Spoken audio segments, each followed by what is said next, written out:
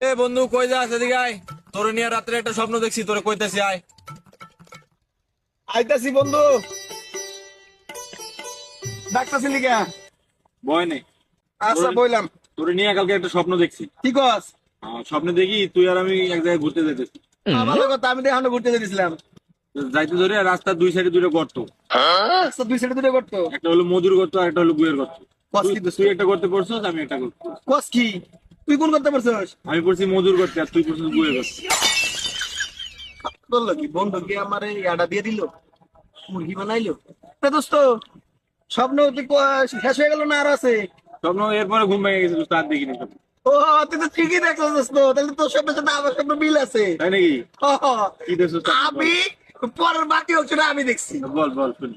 দোস্ত, আমি দেখি কি তুইও গর্তেতে খুব কষ্ট কষ্ট করে উঠতেছস, আমিও উঠতেছি। তোর গায়ে গুছিল না? আমার কাছে গুছিলই, তোর গায়ে দেখি মধু ভরা। তুই খুব কষ্ট কষ্ট করে উঠাইলি, আমিও কষ্ট কষ্ট করে গর্তে উঠাইলাম। আসার পর আমি তোর শরীরের মধুগুলা সাইডে সাইডে খাইতেছি, দেখি যে তুইও আমার শরীরের গুগুলা সাইডে সাইডে খাইতেছিস।